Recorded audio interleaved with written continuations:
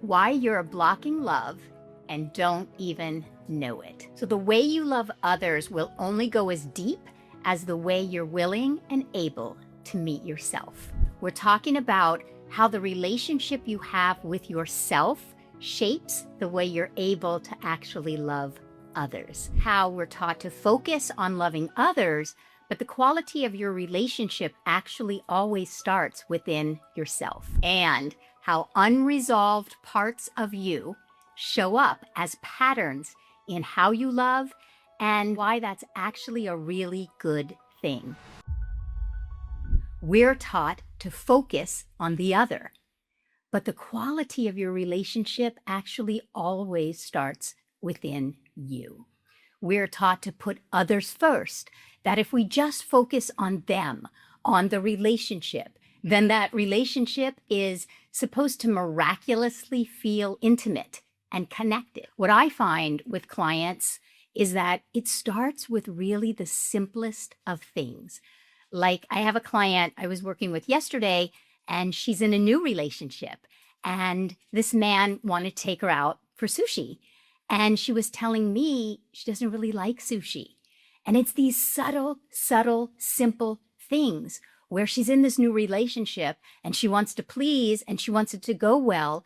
So she doesn't give herself permission to just speak up and say, I really want to go out to dinner and let's go Chinese. We slowly, without even noticing it, silence our own authentic self. And especially as women, we are just not given permission to be authentically ourselves. You don't really realize that you are the one that is actually blocking love by your own unconscious inauthenticity. And when you begin to give yourself this permission, you realize authenticity is actually really attractive. It's really compelling. It's really empowering. Those individuals who stand in their authenticity, they don't block love, they actually invite love. The outer relationship actually does reflect the inner relationship you have with yourself. It starts with giving yourself permission to be more authentic. The other thing, though, is that we're also taught to be so dang hard on ourselves, especially women. We judge ourselves. We judge our bodies. We see in others what we are seeing in ourselves. And we're not going to see the best in the other, the spark in the other, the light, the brilliance, the possibilities. We want love, and we don't even realize that we are the ones that are blocking it because of the way that we treat ourselves. And that's why I'm absolutely obsessed with self-love, with my own inner commitment to not judge myself. And I call it the 98%. Committing to my own inner practice is the thing that has assisted me to have really thriving, close, good, connected relationships. I do 98% of the work, even in my relationship, within myself. I get really clear. I practice self-love. I practice the way I feel about myself. I take the time to get inwardly aligned. And then I go back out into my relationships with the other person from a place of abundance and a place of alignment. 98% of the practice that I do is within my own self. So first of all, what is an unresolved issue? What's an unresolved part of you? The easiest, simplest way to think about it is that when you are reactive, that's an unresolved part of you. Those are moments when your unresolved issues are coming up. And we are so taught as a culture to push that away, to project it onto the other person. And I'm telling you, it's exactly the opposite. Your unresolved issues are supposed to come up in relationships because they're coming up to help you heal from the inside out. And they're coming up to help you bring your best self into the relationship so the relationship can grow and thrive. And in order to do that, you must turn within and you must clear what is coming up from within you. And all relationships are mirrors. They reflect the parts of you that are messy. We aren't taught how to really work with the messy within us. It is said that you marry your unfinished business. So I've been in a 27-year relationship with my husband, and this is our philosophy. I find that we're in the minority because we've been so conditioned that when our unresolved issues come up, we're just taught to project that reactivity onto the other person. And we're really not taught that the truth is that reactivity is within you. It's your reactivity. So whenever you find yourself reactive, it's really important to understand and to take that accountability. Oh, this reactivity is coming from within me. It's an opportunity for you to clear what it is that's coming up from the inside out of you. And this is just how you unknowingly get in the way of the love that you're really wanting to create. I'll give you a small example. Is he, in the middle of a Saturday, would go take a nap. And I judged him as he was taking that nap in my own mind, not out loud, but in my mind, I'm like, how could he go be taking a nap in the middle of the day? When I, instead of judging him, turned within to do my 98%, even a small example, I realized, oh my gosh, my unresolved issue is that I take over responsibility. I'm a workaholic. I can't give myself permission to go take a nap in the middle of the day. So when I got in touch with, I am the one that's going to unknowingly create distance in my relationship unless I heal the parts in me that were taking over responsibility, that were workaholic, that wasn't giving myself permission to go have lunch with my girlfriend. When I did take that responsibility, that it was coming from inside of me, what I realized is that, oh my gosh, my husband is actually here teaching me how to relax more. You're never going to be able to create a peaceful relationship in your relationship if you are not at peace within yourself. Ultimately, the way you do treat yourself does become the way you're going to treat the other person.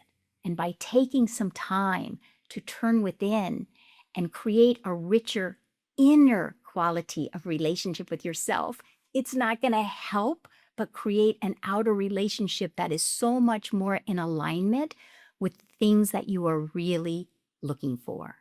Let the next version of yourself start to come forward within you. Who would you be when you heal your own self from the inside out? What would your relationship be if you begin to heal yourself from the inside out and show up as that next version of yourself? Because truly, it all does start within. So let's just take a deep breath and slow down. I'm going to take you through a guided process so that you're going to be able to experience inside of yourself what you've been hearing me talk about. So if it feels right to you, just gently begin to slow down, begin to connect with your breath. Feel yourself inhaling and exhaling and letting that slow down. If it feels right to you, you might want to just place your hand on your heart. That is a way of turning away from your relationship and turning towards yourself. And you begin to ask yourself and begin to become aware. Where am I asking someone else in my life to meet me in a way that I haven't been willing to meet myself? What am I asking of them? What am I seeing in them? Am I judging them? Am I projecting onto them? What is really calling you to meet yourself? What is really calling you? What are you really wanting from the other person that you haven't been willing or able to give to yourself? Can you begin to become aware of how this is actually you blocking from the love that you want to receive? Can you begin to become aware, oh, I see, I'm the one that might be blocking this love that I am seeking. And then I want you to just begin to ask yourself, but who am I when I begin to meet myself? When I give myself permission to meet my own needs, to give myself permission to be authentic in my life, in my relationships, it feels so good. When you begin to give yourself permission to be truly authentic, to connect with that authentic part of you, begin to listen for a message. That authentic part of you, it has a message for you. So begin to listen to the message. What do you need from you? You ask yourself, what do I need from me? How do I need to meet me? How am I being called and asked to be there for myself, give to myself, show up for myself? And when you begin to hear the message and hear how you're meant to show up for yourself, be there for yourself, begin to ask, how can I give that to myself today? What are the small ways that you can begin to connect with yourself and then bring more of your authentic self into your relationship? Just a small action step. It doesn't need to be big, but it needs to be real. How are you being called to set a boundary? How are you being called to show up with all of your light, shining, seeing the best in yourself? So begin to say and ask, what is the next version of me? When I begin to bring my authentic self into my relationship, how good does that feel? When I begin to see the best in myself and bring the best in myself, who am I? When I am so obsessed with self-love, with treating myself with respect and dignity and shining my light and bringing that light into this relationship, who am I? How does that feel? And connect with that next version of yourself and commit to yourself to bring that next version into your relationship today. Because I promise you, it feels good to be true to you. And as you see the next version of yourself and you get to know her and you let her out and you let her shine and you bring her and you lead with her and you let her lead, this is how you are going to see your relationship differently. Your relationship is going to respond differently when you bring the different you into it.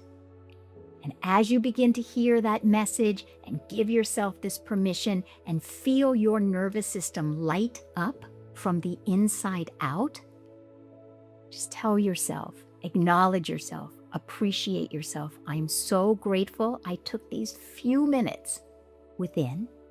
And whenever you're ready, gently open your eyes.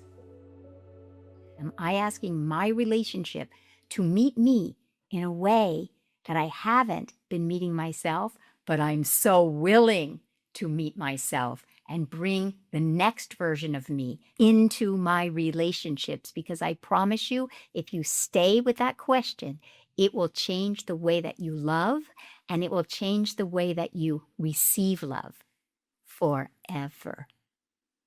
So if you feel called to go deeper, there are resources below where you can continue this work with me together. And I have online self-study courses, and one of them is actually called Transform Your Relationships. So go look it up. And if this episode supported you, I would so appreciate it if you would like, subscribe, or leave a review, or even better, share it with a friend that you think may really need this. So much love, and see you next time.